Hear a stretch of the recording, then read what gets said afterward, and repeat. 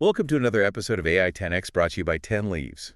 Great to be here. Let's dig in. We spend so much time on this show talking about AI as a tool. Mm-hmm. We talk prompt engineering, better search, image generation. It's always, I am the human, here is my hammer, let's go build something. The utilitarian approach. It's safe. It keeps the human right at the center of the frame. Exactly. But the research we're diving into today from 10 Leaves, it just kind of throws that whole tool paradigm out the window. It's suggesting we're moving past the era of the co-pilot. And into the era of the digital clone. Yes. And honestly, the implications are messy. Messy is the right word, but maybe inevitable. So here's the setup for today's deep dive. We're not talking about ChatGPT writing a poem. We're looking at the rise of personal AI. These are models that don't just know things, they might actually be you. Or at least a version of you that's functional enough to, say, run your company while you're asleep. That is the mission for today. We need to figure out how we get from a simple chatbot to a, quote, mini CEO. What happens when two of these clones negotiate with each other, and if this is the ultimate productivity hack, or a total identity crisis. a total identity crisis. Let's start there, because before we get too philosophical, we have to get technical. Personal AI is a term everyone is throwing around. Oh, absolutely. My smart fridge probably claims it has personal AI. Right, because it remembers you like crushed ice. That's not what we're talking about, is it? No.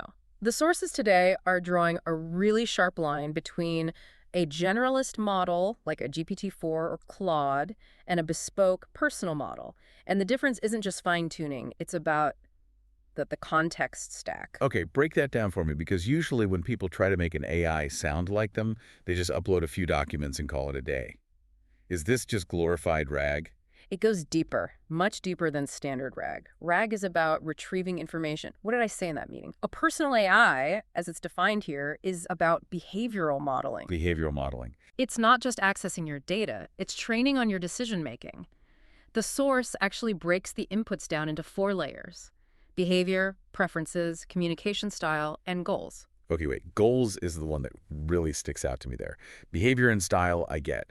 It reads my emails, figures out I use too many emojis, and copies that. Fine. But learning my goals, that implies it understands why I'm doing something, not just how. Precisely. And that is the leap.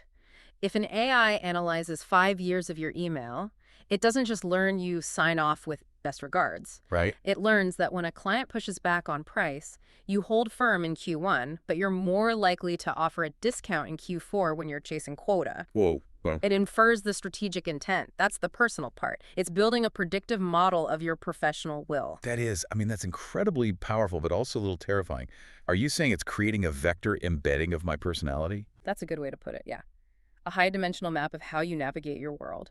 And that's what lets it move up what the 10 Leaves material calls the hierarchy of utility. Let's walk through that hierarchy. Because I think most of us, myself included, are stuck at level 1. Level 1 is the assistant. This is purely reactive. Find a time for this meeting. Summarize this document. It's a force multiplier for tasks, but it has zero agency. It just waits for a command. This is where 99% of enterprise AI is right now. Correct. But as the model starts to really absorb those 4 inputs, behavior, preference, style, goals, it graduates. It moves to level 2. The advisor. The advisor. So it's not just doing the task, it's having an opinion on it. It's proactive synthesis. Yeah. So you get an email from a potential partner, an assistant just drafts a reply. An advisor, your personal AI, analyzes the context first. And says what? I might say, hey, just a flag, this partner lowballed us 3 years ago. Based on your goal of increasing margin this quarter, you should probably decline, or at least push for an agenda up front. Wow. Okay, now that is useful. That's like the friend who taps you on the shoulder and says, sure about that? It's your externalized memory and judgment. But even that is just a stepping stone. The real disruption is level 3, the decision maker. Or, as the source calls it, the mini CEO. The mini CEO. This is the term that jumped out. It sounds amazing for, like, a solo founder, but really, handing over the keys, that requires a level of trust I don't have with some people. It's a massive hurdle, no question. But look at the specific capabilities they list. It's not just managing email, it's managing relationships. Let's drill down on that. It mentions logistics, sure. Yeah. But then it says negotiating contracts. Yes. I want to park on that for a second. Negotiation is an art. It's about nuance, reading the room, knowing when to push. You're telling me a digital clone can handle that? Well, let's look at how it would work. The source describes this not as a chat with a human, but as a potential agent-to-agent interaction. Wait, you mean my AI talks to your AI? Exactly. Let's play it out. You need to renew a software contract. You tell your personal AI your parameters. I want to renew, I need a 10% cost reduction, and I need quarterly billing. If they don't budge, walk away. Okay, simple enough. My bottom line. Your AI then reaches out to the vendor's AI. It doesn't get tired, it doesn't get frustrated or feel social pressure to be nice. It just engages in a purely rational exchange based on your constraints. But negotiation isn't always rational. I bluff sometimes. I say I'm walking when I just want them to sweat a little. Can my AI do that? Can it bluff? It can if you've trained it to. If your behavioral data shows that you use brinksmanship tactics, the model can simulate that. It could say, my principal is not authorized to go above this number, which is technically true. You set that boundary. That's wild. It just removes the entire emotional tax of bargaining. I hate asking for discounts. My mini CEO doesn't have an ego. It just executes the logic. And it can do it asynchronously. That's the killer feature. You could be asleep while your digital clone is going back and forth on red lines for an NDA. Okay, but I have to push back. What about hallucinations? We've all seen models just make stuff up. What if my mini CEO agrees to pay $1 million because it misread a decimal? That's the single biggest risk. And the source is very, very clear on this. This is not set it and forget it. Not yet, anyway. So what are the guardrails? The concept is called bounded agency. You don't give the mini CEO signature authority on your bank account. You give it negotiation authority up to a drafting stage. So it does the haggling, creates the final document, and then basically puts it on my desk with a sticky note saying, sign here. Pretty much. It operates in a sandbox. The sources all emphasize this strict permission layer. You can negotiate contracts under $5,000 fully autonomously. Anything over that requires human approval before sending the final offer. So it's all based on conditional logic. It has to be. Otherwise, you're not cloning yourself, you're creating a loose cannon. But even with those limits, just think of the time you save. Yeah. If it handles 90% of the back and forth I've reclaimed hours, it changes the whole definition of work, doesn't it? It makes you scalable. That's the 10x promise. You decouple your output from your active presence. You're effectively in 3 places at once. It's utopian, but let's flip that. Is there a danger we just start treating people like APIs? If I know I'm talking to your bot, am I going to treat you with any respect? Or do I just try to prompt engineer it into giving me a better deal? That's a fascinating vulnerability. It's like prompt injection on a human level.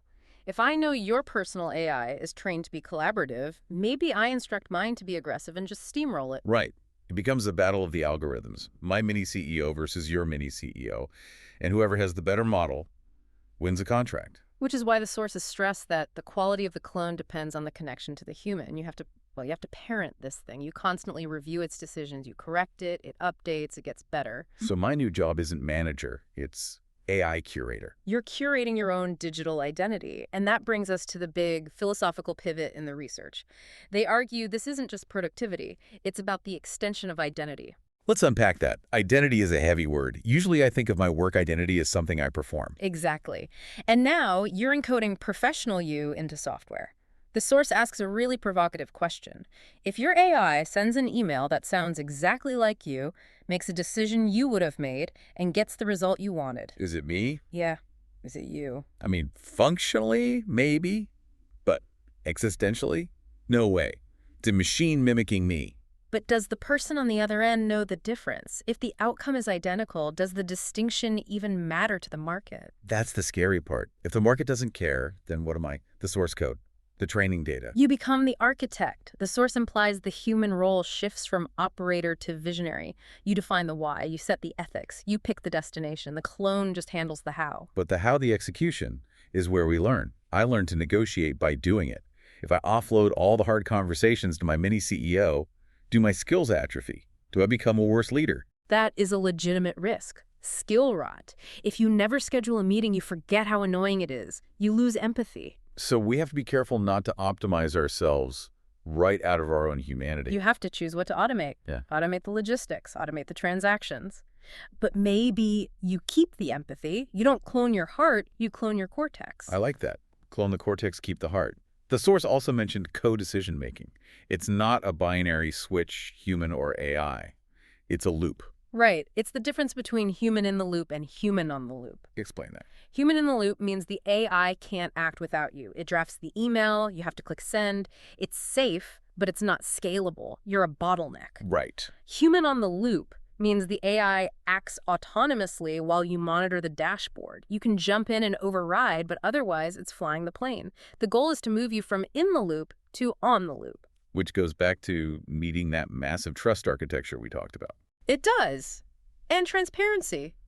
The sources hint that we might need, like watermarks. This email was generated by John's personal AI. Do you think people will actually do that? Or will we all just pretend we're super productive geniuses? I think vanity will win at first. We'll all pretend until the AI messes up, and then we'll blame the software immediately. Oh, sorry about that. My clone went rogue. The new dog ate my homework. Exactly. But there's a huge privacy layer here, too. To get a personal AI that's actually good enough to be a mini CEO, you have to give it everything. Your texts, your emails, your voice notes. Everything. So who owns that model? Is it running locally? Or are you uploading the essence of your being to a cloud server? And if that server gets hacked... They don't just have your credit card. They have your personality. They could spin up a deep fake of you that knows all your secrets. So the dawn of the digital clone is also the dawn of ultimate identity theft. High risk, high reward. It feels like we're in this weird transition. The tech is almost ready, but the infrastructure, the trust, the legal stuff, the social norms, it's all lagging way behind. It is. But the early adopters are already experimenting.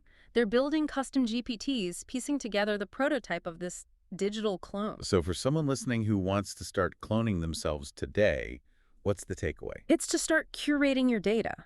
If you want a model to learn from you, you have to be conscious of the data trail you're leaving. Are your goals documented? You can't train a model on chaos. That's a great point.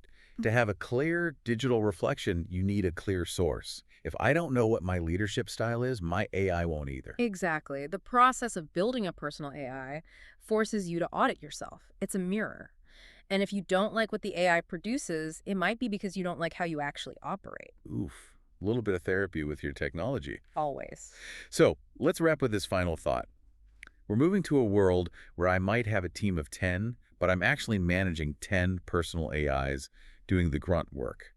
What are the 10 humans doing? Hopefully the things that require a soul. They're dreaming up the next product, building culture, understanding a customer's pain on a human level. So the clone handles the business, and the human handles the meaning. That is the optimistic view. The pessimistic one is we just cram 100 hours of work into a 40-hour week, because now we can. Knowing how things go, I know which way I'd bet. But the potential is there. It is. It's a tool for agency. One person can do the work of a small company. That's profound. It really is. And it forces us to ask that uncomfortable question. If an AI can negotiate your contracts and mimic your style perfectly, where does the assistant end? And where does the person begin? And maybe if the assistant is that good, do we really need to be working this hard in the first place? A question for another deep dive. Indeed. Well, this has been a trip.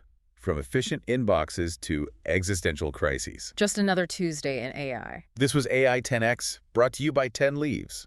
Thanks for listening, and good luck training your clones.